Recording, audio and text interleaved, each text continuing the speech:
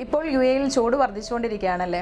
ഇപ്പോൾ പ്രധാനമായിട്ടും കണ്ടുവരുന്ന അസുഖങ്ങളാണ് മൂത്രാശയ രോഗങ്ങൾ, മൈഗ്രെയിൻ പോലുള്ള ഹെഡേക്ക്, ത്വക്ക് രോഗങ്ങൾ, നേത്രസംബന്ധ പ്രശ്നങ്ങൾ മുതലായവ.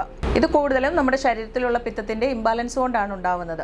അതുകൊണ്ട് തന്നെ നമ്മുടെ ശരീരത്തിലുള്ള പിത്തത്തിനെ ബാലൻസ് ചെയ്ത് കൊണ്ടുപോകുക എന്നുള്ളതാണ് പ്രധാനപ്പെട്ട കാര്യം. അതായത് പ്രോപ്പർ ഡയറ്റിലൂടെ, ലൈഫ് സ്റ്റൈൽ ചേഞ്ചസിലൂടെ, ആയുർവേദ ട്രീറ്റ്മെൻറ്റിലൂടെ ഒക്കെ നമ്മുടെ ആരോഗ്യം മെച്ചപ്പെടുത്താവുന്നതാണ്. ഡയറ്റ് എന്ന് പറയുമ്പോൾ നമ്മുടെ ശരീരത്തിന് കൂടുതലും തണുപ്പ് നൽകുന്നതായിട്ടുള്ള ആഹാര പദാർത്ഥങ്ങൾ ഉൾപ്പെടുത്താനായിട്ട് നോക്കുക. പ്രത്യേകിച്ച് വെള്ളരിക്ക, കുമ്പളങ്ങ, മത്തങ്ങ പോലുള്ളവ, പിന്നെ തണ്ണിമത്തന്, മസ്ക് മെലോണ്, മാതളം പോലുള്ളവയൊക്കെ നല്ലതാണ്.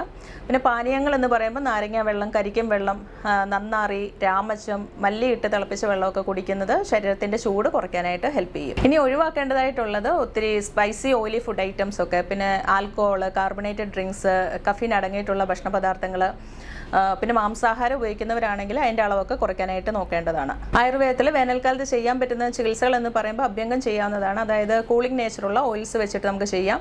പിന്നെ പലതരത്തിലുള്ള ധാരകളുണ്ട്. അത് പേഷ്യൻ്റെ കണ്ടീഷൻ അനുസരിച്ച് നമുക്ക് ക്ഷീരധാര, കഷായധാര, ശിരോധാര, തക്രധാര പോലുള്ളവയൊക്കെ ചെയ്യാവുന്നതാണ്. തലപ്പൊതിച്ചിൽ, ഞവരത്തേപ്പൊക്കെ നമുക്ക് ഈ വേനൽക്കാലത്ത് ചെയ്യാൻ പറ്റുന്ന നല്ല ചികിത്സകളാണ്.